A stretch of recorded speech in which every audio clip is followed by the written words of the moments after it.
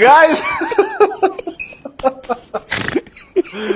የምር ኮሜንት ግን እንኳን በፎቶ ተቻለ ጋይስ የምር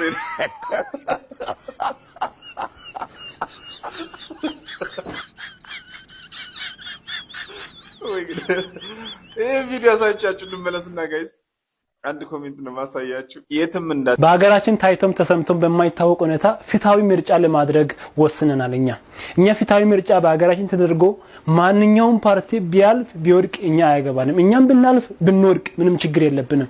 ምክንያቱም እኛ ማድረግ ምን ፈልገው ፍትሃዊ የሆነ ምርጫ በሀገራችን ለመጀመሪያ ጊዜ ለማድረግ ወስነናል። ስለዚህ ህዝቡም አምኖ ፈቅዶ ወዶ የፈለገውን ፓርቲ መምረጥ ይችላል።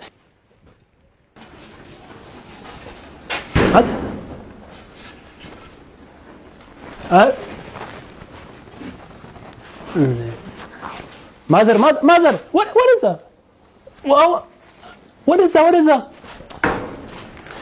እዚህ ጋር ነው የሚጣለው። አይገባ እዚህ ጋር ነው በቃ ሄጂ እንዴ ፍትሃዊ ምርጫ አድርገናል ብዬ አስባለሁ። ህዝቡም እኛን ወዶን ፈቅዶን መርጦናል። ስለዚህ በቀጣይ 5 ዓመት ውስጥ ሀገራችንን በኢኮኖሚ በአለማችን